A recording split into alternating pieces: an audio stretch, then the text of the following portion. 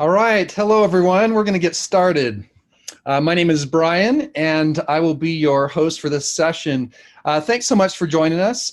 I'm so excited to discuss one of the most important topics as it relates to enterprise transformation and progress in Agile talent and HR. So we're going to get started with that in just a second. First, just a couple of housekeeping items. You'll notice there is in the Zoom panel a Q&A button. Please ask any questions there. We will be taking some time at the end for any questions, and my colleague Bridget will be keeping track of that, so we'll make sure that your questions are there. If we don't get to all the questions, we will send those in a written response.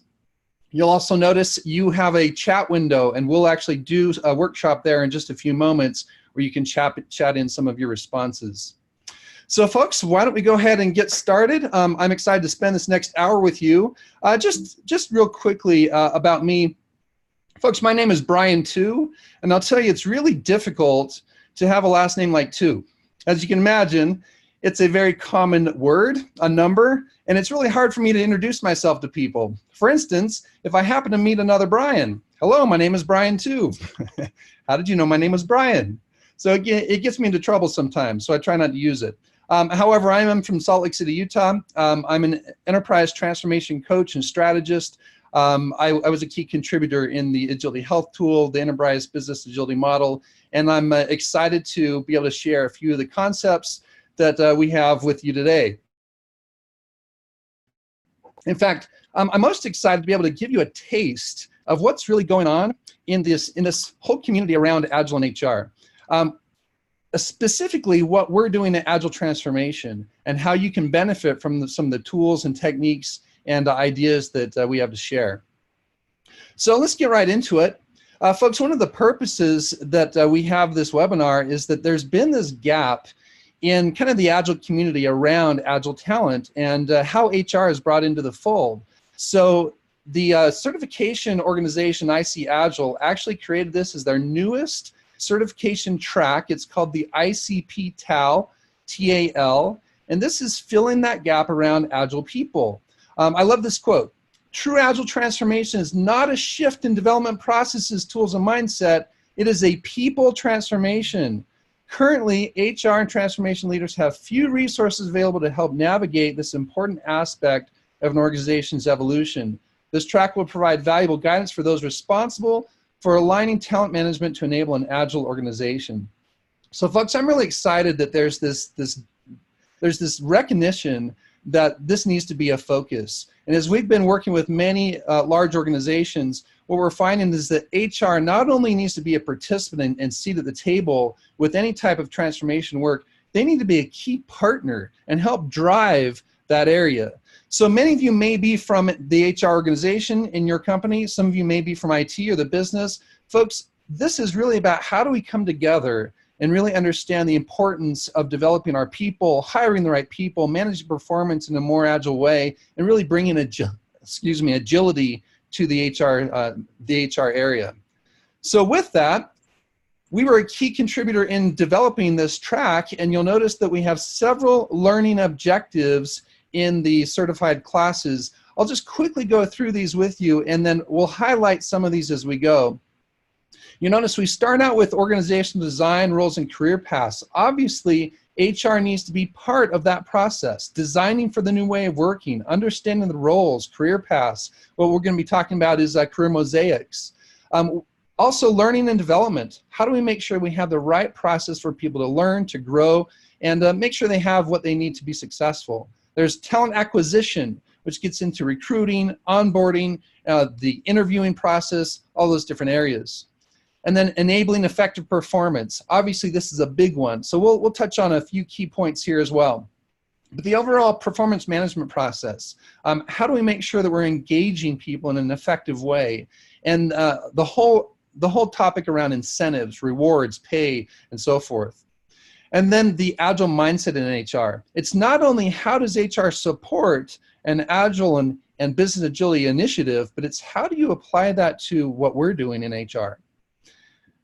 Now, folks, with that, whoops, let me go back here. You'll notice that this area then is the missing gap, which is now filled in with this business agility track. So I would hope that each of you would consider looking at how do I get certified in that area and make sure that I have the knowledge to be able to speak to this important topic in an effective way.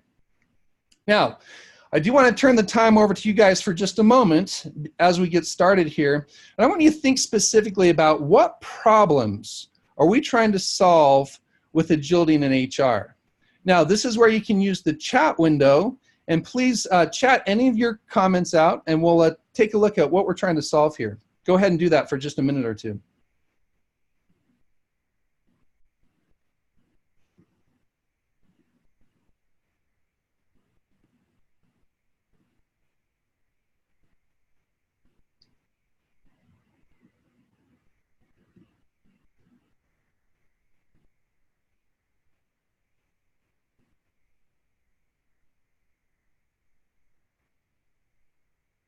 All right, so we're seeing several here. How to make T-shaped people in a reality in organizations, career paths, incentives and performance management, how agile coaches can help, and obviously they play a big part in this. Effective training, growth strategies, selecting the right people, absolutely. Need to increase the speed of solutions, understanding how agile is impacting the organization. And that's something that not everyone understands, right? Team-based rewards and incentives, mapping the new required skill sets with engineering, yep. Sensible themes with the employees, how to manage high turnover, retention, exactly. Time to recruit, actually spending the time, budgeting on teams. Folks, those are great areas, and that's why we see that truly this area is really massive. There are so many things that need to be done, and in the past, we honestly haven't been very agile in these areas. So we're trying to help in that area. Folks, maybe some of these also resonate with you. Sometimes what we see is the image of HR, especially in the business and technology, just isn't seen in the way that they should be. They're seen more as the compliance people. And unfortunately, that's not the case at all, or it shouldn't be the case. Hiring top talent, employee engagement, absolutely. Also, improving your employer brand, making it a place where people want to come and work for you and feel like they're getting the best experience possible. Misaligned incentives, and that's one of the biggest obstacles that we find in truly gaining that business agility, because if my incentives are tied to things that are not based around outcomes, that's going to be a problem. We'll get into that a little bit. Skill gaps, developing agile managers. I find that managers have been the forgotten middle in the whole move to an agile approach. How do we help agile managers understand what it means to lead agile people in an agile organization? HR alignment, especially to the organizational strategy and what that strategic intent is. Also, revitalizing low-performing teams, or potentially it's just teams that have gotten stale, right? How do we reinvigorate? Enabling senior leadership and helping them become more strategic rather than tactical. Ineffective onboarding processes we see all the time. Establish effective communities of practice or guilds for learning. And then gaining that lean and agile mindset. Many are more in the doing agile, not really being agile. We want to help with that.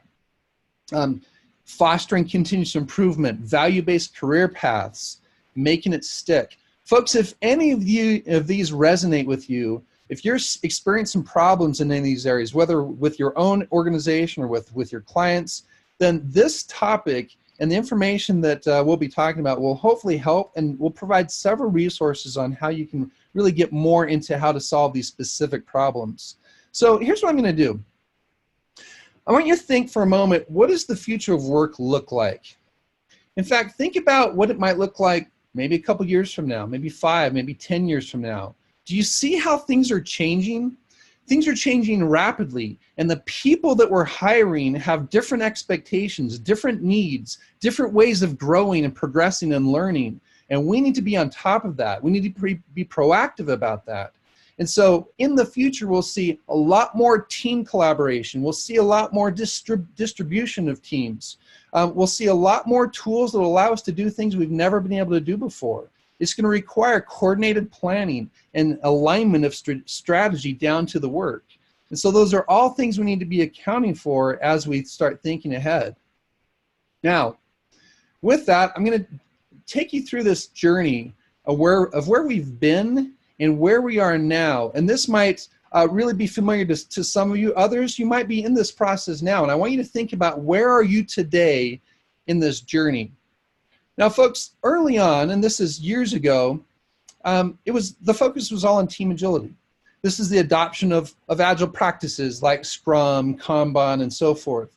We talked about cross-functional teams. We have agile tools and workspace. Now, some are just beginning this journey, and that's okay. You need to start somewhere. But many organizations have moved past this. In fact, that leads us to the second step, which is now we have the team of teams agility.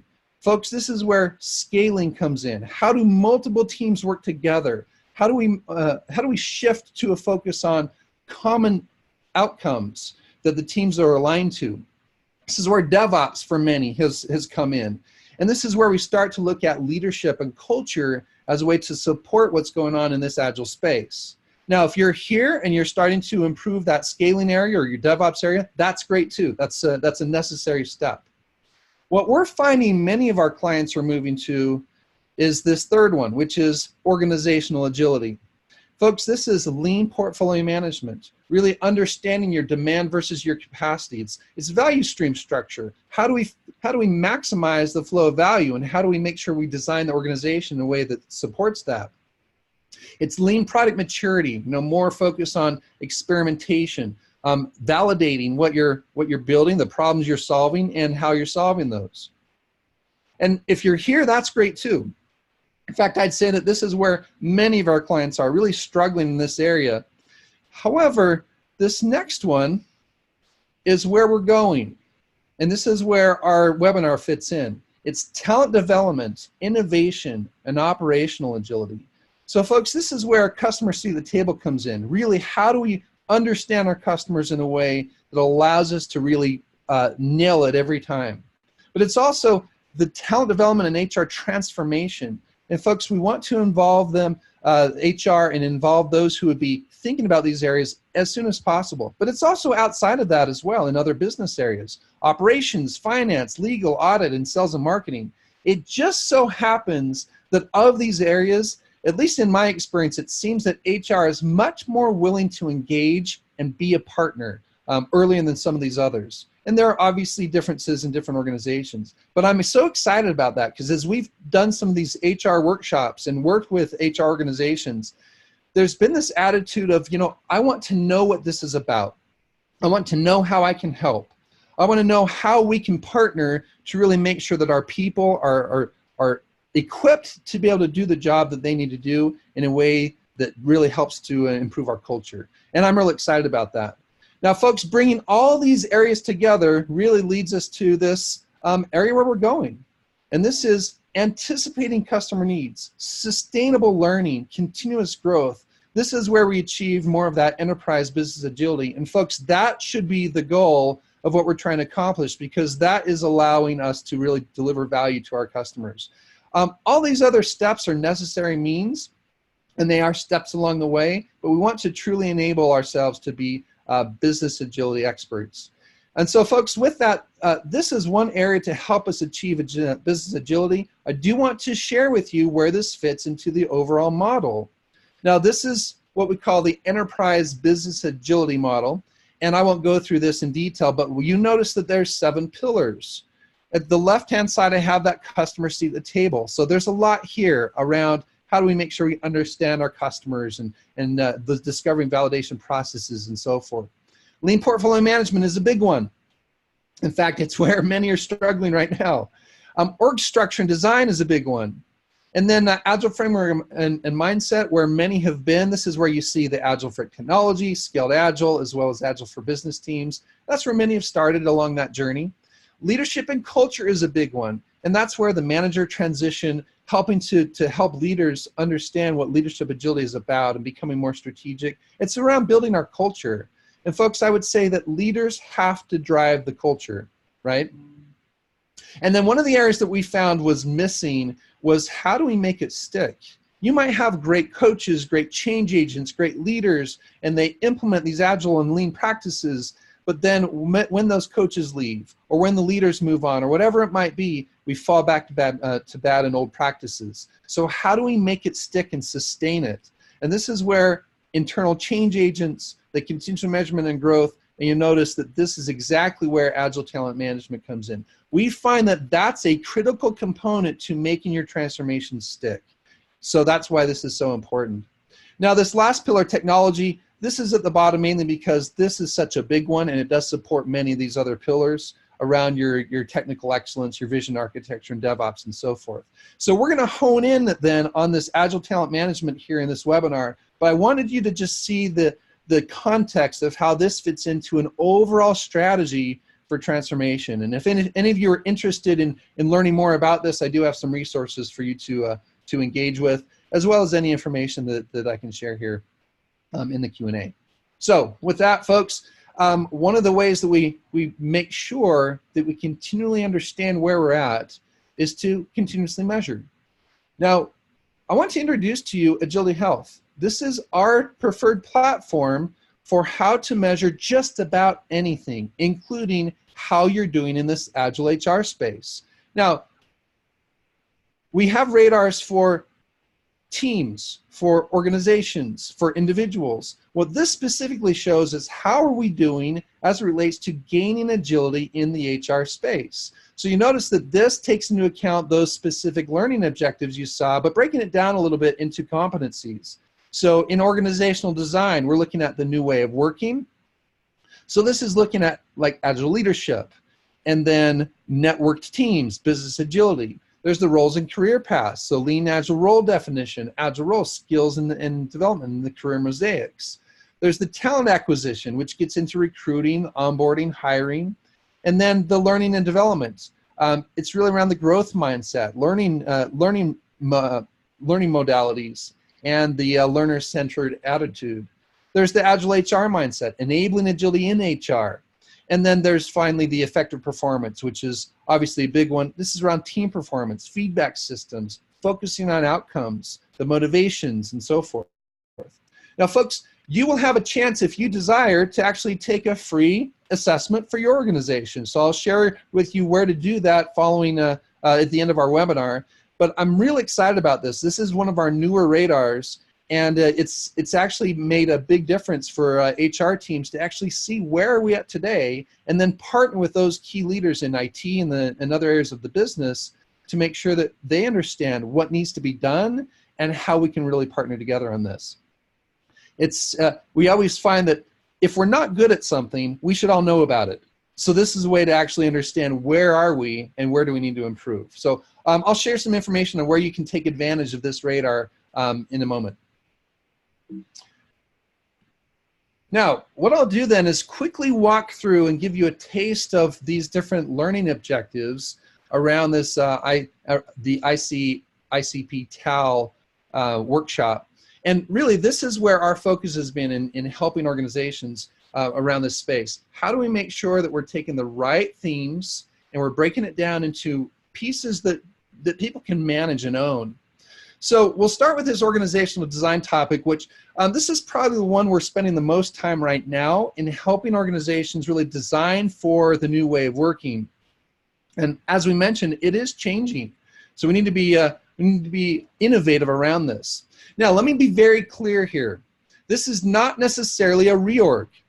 This does not necessarily change who reports to who. What we're trying to do is intentionally design your organization to maximize the flow of value. So this might be a virtual structure. It might be how we form teams, how people work together, how they plan together, how they build outcomes together. So it's really an alignment of all teams, and this would include business and technology, and those who have necessary steps to accomplish outcomes, to really accelerate how those outcomes flow, how they get done. Now, there's been a real shift in the thinking in the Agile community over the last few years, moving from outputs to outcomes, and that's a big part of this. Unfortunately, a lot of the metrics we've had in traditional Agile has been around outputs. You see velocity and defect counts and so forth. That's not necessarily going away, but just recognize what it is. It's an output metric. How do we focus on outcomes, making sure the results are there? And which means if we know what the results need to be based on our outcomes, how do we design to maximize that flow? And folks, this is where HR, we find, has a significant contribution, especially around how do we make sure that people feel comfortable in being on virtual teams and potentially changing who they work with, in planning together in areas where it may not have made sense in the past. So we want to make sure that that's really the focus. In fact, I want you to think about these questions. These are things that you can take back and ask your leaders, ask your colleagues, whoever it may be. First is, how do we as an organization design true end-to-end teams optimized for flow? Now, you might need to go through an exercise, maybe a value stream mapping process to actually see where the delays and bottlenecks are in your process. And remember, you have downstream activities and upstream activities. So think about that entire flow of work. Next question then is, how do you align teams around these value streams and business outcomes? Now, I know it's been easy in the past to say, well, we're going to design teams around a project, an initiative, maybe a system, maybe a capability. How do we make sure that we're actually changing that and looking at how do we design around the flow of value? Does that mean that those systems won't have people? No, not at all. Absolutely, they will. But how does that help us to make sure work is flowing for the customer? Next question then is, how do we give these teams the stability and focus with the right resource allocation? And folks, this is important because what we see in almost every large organization is that teams kind of have the right outcomes at times, but they're not allowed to focus on those because there's so many other things. There might be support work, there might be emergencies happening, there might be helping other teams. Now, that needs to be managed as well. So how do we allow the teams to really focus on plannable work, maybe making unplannable events plannable so we can raise visibility to those things and then allow the teams to focus on their backlogs? Now, folks, what we're then saying then is that as teams are structured, we want to make sure that there's a way for them to understand and have that communicated to all team members what the right outcomes are and allow them to actually plan their work in the most effective way given the expertise they have. That's what we're paying them for. So we'll look at some opportunities here in a second here. Here's what I mean. Folks, we're really trying to build a high-performance culture. And that's where people are excited to be at work. They're happy to do what they do. They love the people they work with. How do you do this? It's a major effort, isn't it? Now, I would say it really comes down to three main pillars. The first is clarity. And folks, clarity is that we have a shared understanding of what we're doing and why with strategic alignment to our priorities. Now, this is something that leaders need to help bridge the gap or connect the dots for their teams. It is not acceptable to ever have people on teams asking, I don't understand why what we're doing is important, or how does the work that I'm doing matter? Folks, we should be able to connect the dots to what they're doing to the overall strategy, and that's where the outcomes are kind of that missing gap, or they have been for a while. How does the backlog work, the stories, the features, the epics, how does that apply to strategy? Now, the next thing then is the focus. How do we get a disciplined commitment to our priorities? Basically, we can finish what we start, and we have quantifiable metrics to show that. Now, folks, we know that people have different things they do. There might be support work, there might be emergencies, as we've talked about. However, how do we make that a process so that it becomes very visible, very predictive, and allow the right teams to have the right amount of time to focus on what they need to do to get their outcomes delivered? Now, the only way to start doing that is to track your unplannable work. Folks, that's just one thing that if you're not doing today, start tracking it. Understand where those things are coming from. Are they leadership requests? Are they true fires? Are there production outages? Are there support work? Where does it come from? If the team has unplanned work in a sprint or in their Kanban process, folks, they should be able to track it and understand where it came from, so we can make decisions on how to either make it plannable or potentially alleviate that work to potentially others or a different process. However, here's the other thing: execution. How do we get a value delivery process that's predictable with a single line of sight, and how do we make sure that the process is lean and efficient? And folks, that means that our teams need to have the tools available to them to be able to do their work in the best way possible. They also need to be able to have the right people to work with. And as we talked about, if they're reliant on bottlenecks or dependencies on other teams, how do we alleviate that problem? Now, these all work together.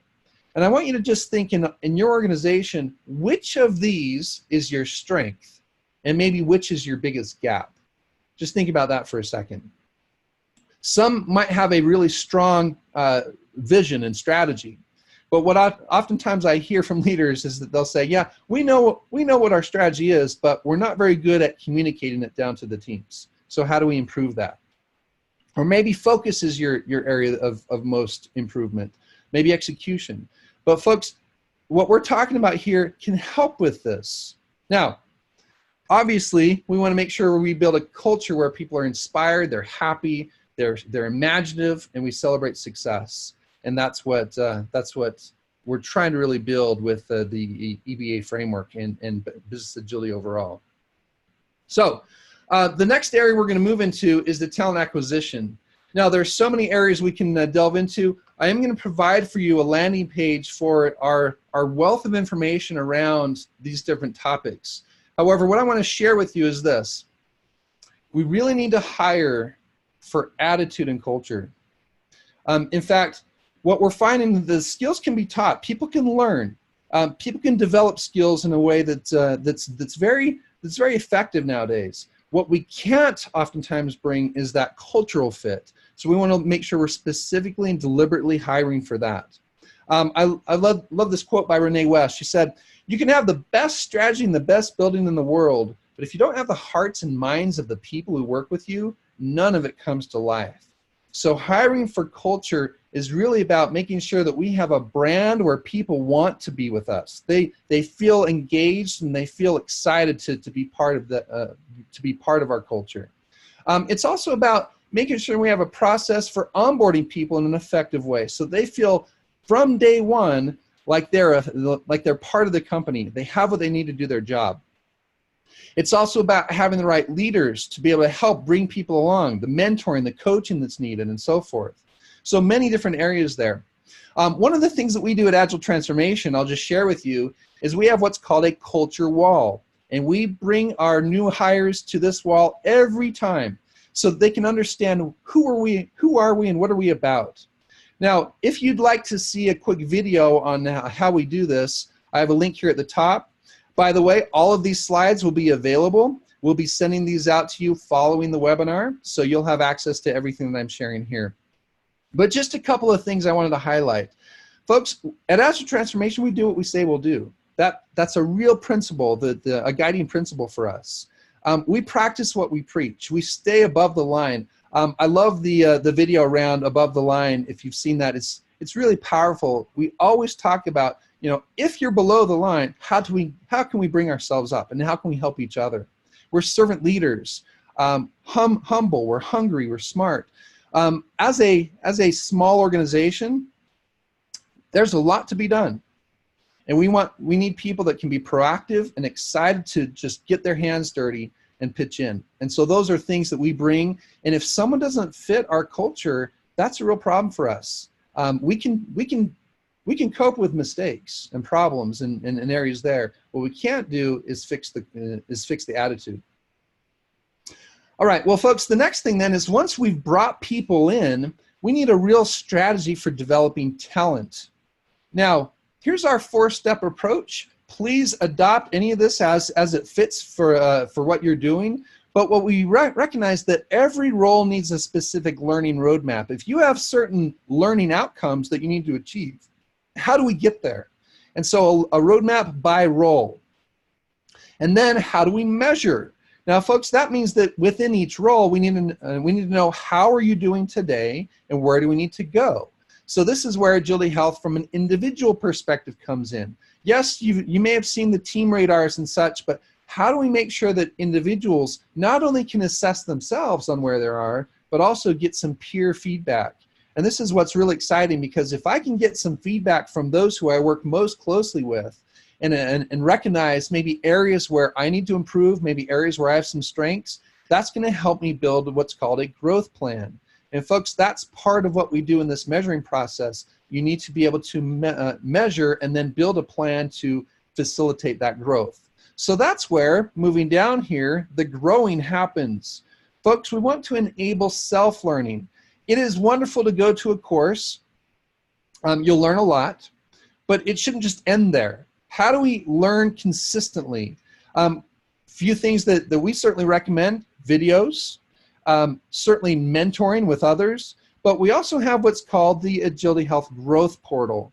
Now, folks, the Growth Portal, in fact, let me just move here for a second. The Growth Portal is where you, in your role, can go and find resources that might be applicable to how you can develop your skills, develop your abilities in your role. It might be soft skill areas, it may be technical skill areas, whatever it might be. In this example, you see effective facilitation. So how do I improve in that area? Well, we're going to show you what healthy versus unhealthy looks like. We're going to give you some recommendations on how to become a better facilitator. We're going to share with you some videos on how you can learn to gain expertise in that area. We're going to give you some resources. It might be blogs, it might be articles, it might be books, different areas where you can actually learn at your own pace. And then if you need to, you might have access to a coach or mentor who has specific skills in this area that you can at least have some time with. Folks, this is at growthportal.agilityhealthradar.com. Please check it out. Lots of great information there. But this is one of the tools we use to help with that growing journey, that growth journey. And then, of course, we want to be able to engage with a community. This is where a community of practice, a guild, something that allows people to engage with others in a similar area of learning, where they can share best practices, they can learn from others' experiences. Just a couple of tips. I know many of you have probably run communities of practice. Maybe you're doing that now. Maybe you've even failed with this area. Let me just give you a few tips. First of all, keep it small. Now, you might have a larger community. Let's just take the product owner role for a second. Maybe you're in an organization with hundreds of product owners. You might have a larger community, but when it comes to a community of practice, break it down into small working groups. I like to have that between like 10 and 20 people at the most, because that way people feel like there's something they can contribute, they can learn from. Now, if there's something you need to just share with everybody, okay, you can have a forum for that. But in a session where we're really coming to really learn from each other, it should be a smaller group. There should be a specific backlog that the group prioritizes. What do they need to learn? How do they need to grow? What are the things they're interested in? And I would suggest that this be the forum where they can actually share and build best practices around templates that maybe they use. It might be, for instance, the product owner area. Maybe we have some really good story examples that we can model after. Maybe we could critique each other's acceptance criteria to learn how we can get better in those areas. Maybe it's around documentation, but utilize this area, this community, as a place to really allow your people to develop in ways that they couldn't on their own. And that's what we iterate, continually doing this, having quarterly goals that they can achieve through these means. Now, folks, that moves then into enabling effective performance. And obviously, because this is such a big topic, let me just share with you a few of the key areas that we delve into here. Obviously, performance management is a big one, but also feedback systems. What's the right way to get feedback? Like we mentioned, one of those might be the individual Agility Health radars. That's been an effective way, but there's so many other things we can do. How do we shift to outcomes, as we've been talking about? The intrinsic motivation and the team-based rewards and recognitions, non-financial incentives. Folks, these are all really big areas. And I would say that sometimes we might be going really well in a transformation and then we hit a wall. Just want to give you a quick example. So working with one organization, they were doing really well at the team level and they started to scale and that was going really well. It was when we actually started to see that the leadership incentives were based on things that were actually contradictory to what the Agile teams were trying to do. And how do you bridge that gap? How do you start to tackle that problem? Sometimes it's an elephant in the room, but it's something that has to be done, which is why obviously we need HR as a partner in helping us with this. Now, the problem was this. These leaders were incentivized by how many projects they were starting in their organization. Remember, starting projects. So obviously the focus is, let's just get more projects started. Whereas the teams were trying to focus on how do we actually finish things and focus on the outcomes, not just start new work. And that was a real problem. So something we have to address. Now, let me just share with you a couple of quotes here that kind of help paint the picture for how big of a topic this really is. First of all, Steve Jobs, it doesn't make sense to hire smart people and tell them what to do. We hire smart people so they can tell us what to do. Folks, how do we empower teams? How do we leverage their ability to think and do the right thing based on their expertise? And then provide the guidance and clarity on the outcomes that help guide the work. And then Lee Iacocca said, I hire brighter people brighter than me, and then just get out of their way. Love that. Now, we had a panel of experts in our office last year. This was a real exciting event. And what we found is that there are things around performance management that we need to get away from. This is where we've been, and we need to move away from this. And some of these things where we're trying to move from, it's the annual goals and end-of-year reviews. Okay, we need to move away from that. The manager-driven and with just some self-assessments. But a lot of times, all of that's coming from the manager. Hire for skills, but fire for behavior. Focus on moving up or out. And usually there's a rating system, sometimes even a forced rank. And folks, that drives a certain behavior, and it's usually not a desirable one. Evaluation criteria is loosely defined and subjective. It's so interesting to hear people say, you know, if I would have known these things like months ago, I could have been a lot better. I could have been working on these things. And they only find those out at their annual review. We've got to change that. And then providing acceptance criteria that are clear and attainable in a way that the employees feel satisfied and feel excited about. Backward focused goals. Usually there's that link between rating and compensation. How do we make sure that that's an effective way or effective process that we're moving from? Time-consuming evaluation process, rushed and dreaded by all. Annual talent reviews, career plan for promotion, no transparency in goals. Folks, if you're struggling with these areas, yeah, there's not an easy fix, but this is what we're moving to. How do we build goals driven by teams as well as leaders? So it's a common agreement. Feedback from the most informed perspective. This is where, gosh, those that you're working with every day should probably have a really significant contribution into into how someone's doing, not just the manager. Continuous coaching and feedback. How does that happen all the time? If you're not doing one-on-ones at least monthly, if not more frequently than that, then you're missing out on a huge opportunity. And I would say this, when you're doing one-on-ones or when you're advising people on how to do one-on-ones, it's not just a shoot the breeze session. It should be significant around how are we setting goals? How are we potentially changing behaviors, understanding what it means to work in a team-based environment. How do you work on soft skills? Maybe do some role playing. Maybe look at learning together and how you can actually clarify key points for your people. Those are all important things.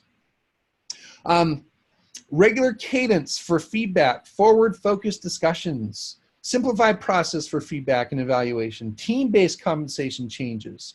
And you know, we want to be creative there. There are many ways to do this, but the focus on the team really is healthy when it comes to the team really accomplishing their goals. Feedback focused on improvement or reinforcement. And of course, the feedback always needs to be done with positive regard or positive intent. If you're going to criticize me, if you're going to demean me, that's not going to go over well. But if you give me feedback in a way that's positive and uplifting, allows me to grow, then I should receive that as a gift. So in our organization, we really look at feedback as a gift, and it truly is effective when you have that attitude. Employees self-assess and apply for raises or promotions. Career mosaics for just about everyone, and then goal transparency. And I'll talk about mosaics in just a second. So folks, you can see we're trying to shift to a better way of managing these areas. And folks, HR drives this, but they're partners with those in the organization that really have a lot to do with these things in the past. Now, as we move into learning and development and career paths, let me introduce to you the concept of career mosaics. What do we mean by this? Well, instead of just a ladder to climb, we're basically looking at what are all the opportunities that you might be interested in and might help you grow in a way that really will not only help you as an individual, but also the company. So if you're, for instance, a UX designer, or you're a product manager, or you're a sales consultant, or whatever it might be, are you pigeonholed into that area forever?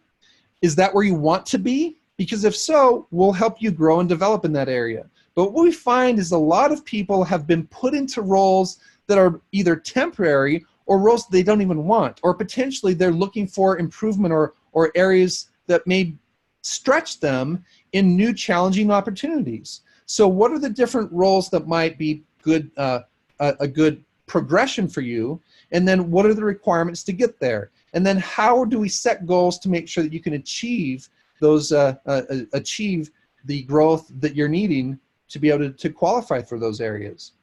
So it's really exciting. These are the 6 principles or 6 dimensions of this mosaic concept. It's designing around your current gaps. So what are your gaps as an individual? And then also looking at the gaps within the organization. You know, maybe there's a good fit there if someone can learn certain things. It's enabling self-learning. It's an engaging with community, like we talked about, the community of practice or a guild or some type of way for them to engage with others in that similar role. It's being transparent about salary ranges. You know, let's not make that so hidden where it's not talked about. Let's understand what's required and what you can do to get there. Clarity on competencies.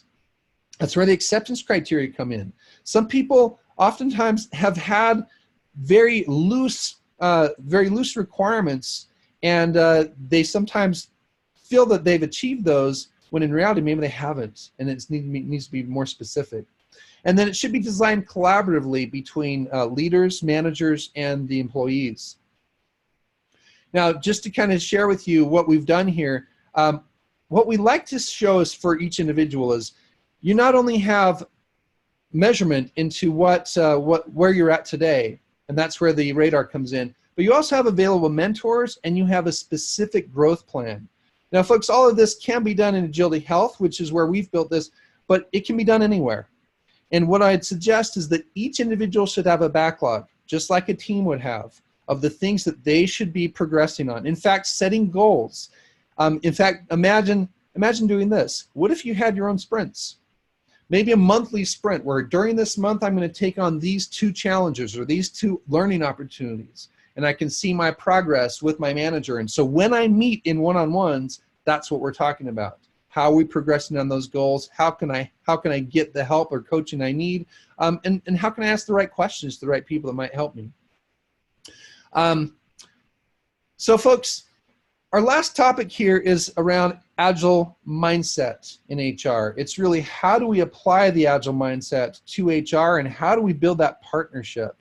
Now, I would just say this. Think about what Agile practices apply to the way that we do work in HR, the jobs to be done.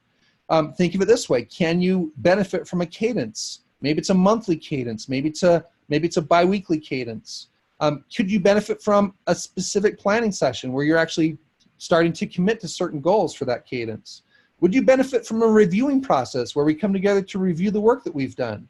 Or a retrospective where we're talking about what's working well and what's not? Could you benefit from some specific working sessions where you can accomplish goals together? Could you benefit from visualizing your work? And so Kanban is actually a very popular tool to utilize in HR teams where you can potentially have maybe a Trello board like this that simulates a Kanban experience for recruitment, for onboarding. Maybe it's something very simple, just a board on the wall. Even for the interviewing process and how we're managing our candidates. Folks, there are many, many examples of innovative HR teams who have leveraged Agile to do their work better. So when we talk about agility in HR, it's not just what you're supporting the rest of the organization, although that's big. It's also how are you leveraging that yourselves? And there's lots of opportunities there. Now, folks, before I finish up, I do want to share with you a few awesome resources. In fact, what I would say in summary is that there is a lot going on right now in agility in HR, and I hope that you can be part of that. I hope that you can leverage some of the tools that are out there, leverage anything that we're providing here today. But there's a lot going on right now, and it's only going to improve. We're going to learn more. It's very much in its infancy. So to help you get started, we will be sending out the PDF, so we'll be doing that right after this, where you can download the presentation, leverage anything that's there. Please visit our Agile Talent and HR Resources Hub. Here's the link right here. Folks, this is where you can actually take a free assessment for your HR group and see how you're doing based on the competencies that we've discussed. Please leverage that as well. If you're interested in doing that for your organization, this is where we'd like to enable you to do that. So a few things that you can also keep in mind. Number one, we do have our next Agile Talent and HR certification class coming up May 1st and 2nd. That's going to be in person in Omaha, Nebraska. We do also offer this privately by clients, so if you're interested, please reach out. Also, next month we have the Business Agility Conference. Folks, this is an awesome area where you can actually learn about not only Agile in HR, which is it's been the last couple of years a very popular topic, but also some of the other areas where agility is really making a difference in business. That's March 13th and 14th of 2019. And folks, please check out Agility Health, agilityhealthradar.com, where you can see some of the radars, the HR radar, but also you'll notice that there are many different radars for different needs. So some of the other areas within the enterprise business agility framework, if it's portfolio management, if it's around your agile teams, if it's around your leadership group, there are radars that can help facilitate that. So finally, if you'd like to connect, you can reach us at info@agilityhealthradar.com, or you can reach me directly at brian@agiletransformation.com. Go to agilityhealthradar.com for more information about the things we've talked about, as well as that Agile Talent Resources Hub. And folks, if you need any help in any of this, we are here to help. We'd love to be able to enable you to do this well. It's such an exciting time as we're learning how this works and helping clients through this. So I hope that we can help you as well. So folks, thank you so much for being with me. I'm going to turn the time over now for some Q&A. So Bridget, can you help me with that?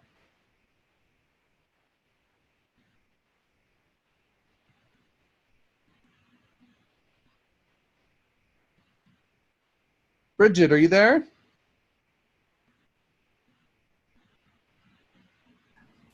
I'm here. All right, perfect. What are some of the questions we have? We had questions about building role-specific learning maps. For example, from Scrum Master to RTE, Scrum Master to Agile Coach, Product Owner to Agile Leader. Excellent, excellent. So one of the things I talked about was building that role-based learning roadmap. And folks, this is a deliberate process that we recommend going through to help understand what outcomes we're trying to achieve for each of those roles in order to maybe be qualified, whether it's for a new position, maybe it's to be promoted, or maybe it's just to enable themselves to be better at what they do. Now, what we typically do is we suggest certain workshops that they go through. These can be internal or external, and we lay those out. Typically, for any individual role, we recommend about one workshop per quarter. And this can be, like I said, a training course. It can be some self-learning. It can be a video course. But that way, every quarter, they're getting some information, some learning, some knowledge that will help them. And so we actually help line that out based on what the needs are. We actually do a jumpstart program where if you're interested, we come in and we actually help you build out per role what is the right learning path for each of those. So it's one of the services we provide. However, at the very least, I would suggest that managers be trained or educated in how they can build a learning roadmap for their people. And that should be done collaboratively. It might be around what are the right resources to have access to, who are the right people that might have expertise within our company that we can leverage as coaches or mentors. And remember, managers are great coaches. Leverage their skills, leverage their experience and abilities. Don't pigeonhole them into certain tasks. Allow them to actually build the organization, even if it's people that don't necessarily report to them. So just be innovative there. But that's one thing that we definitely suggest is building that learning roadmap and making it very clear for each individual role. How do you get to where you want to be as a leader, or potentially as whether it's a leader in the organization or a leader on the team. All right, excellent. What else? Okay, we have a question for, do you have any recommendations for interviewing for cultural fit? What techniques have you used in the past? Yeah, that's a great question. We could talk an hour on that. I will tell you this, there's a lot around gamification of interviews. If you can make the interview process fun and engaging and actually allow your candidates to self-select some of the interview techniques, then it's going to go much better. Let me do this. As part of our follow-up, I'll actually send a link to a really good talk on some of these interviewing techniques. I'm just going to write that down, Bridget, so we can send that out. But it's a great one for getting some ideas on interviewing. But for instance, there's like there's the speedboat interviewing process where people get to select which things will help them in their career and what things they're looking for, which things might be holding them back. There's one where we have individuals on the potential team they'll be working with who are blindfolded, and that candidate actually gives them instructions on how to build something to see if they can work together. It's really fun. There's so many great techniques like that. So I'll send a video out that you can learn some of those techniques and maybe try some of those yourselves. It's really a fascinating topic. All right, what else? What have been barriers for organizations who have adopted Agile HR? Barriers. I would say one of the bigger ones, and I brought this up as an elephant in the room, is the incentives. That can be a big bottleneck when I'm rewarded, or maybe my bonus is tied to something that is anti-agile or potentially not based on the right outcomes. That causes problems. So I say that's a big one. I'd also say that sometimes it's a political thing. We see some real top-heavy organizations, and how do we start to flatten a bit to a point where these valuable contributors aren't just managing, a few people. We're putting them into a role where they can actually leverage their experience. And that gets into that career mosaic a little bit as well. I'd say this, we have a lot of managers who've been promoted to managers or to leadership positions because they've been great problem solvers. They've been great at what they do. However, they're not good at managing people. And so how can we leverage their skills in a different role? What we found, especially in large organizations, is there's a need for these people. For instance, I might need a team of teams, call it a program, call it a release train, whatever it might be. I need some technical experts. Maybe it's a solution architect. Maybe it's a technical lead.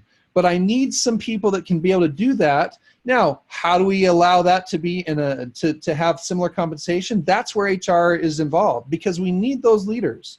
They may not just manage people anymore. And I'll tell you, I'll just give you one experience. I was working with an organization. We're transforming there are two managers. One was a development manager and one was a QA manager. And they weren't very good in what they were doing there. But they were both strong experts, technical experts. So the QA manager, ended up leading the automation area. And she came up with a program for how automation could be enabled across all the teams. She developed a black belt program and a training process where that could be done. And it was phenomenal.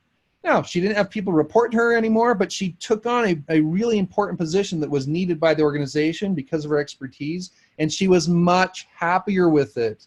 And I'll tell you, thinking out of the box around things like that is really important. So that's another barrier, is that top heaviness and having managers that may not actually be equipped to do what we're doing as people managers.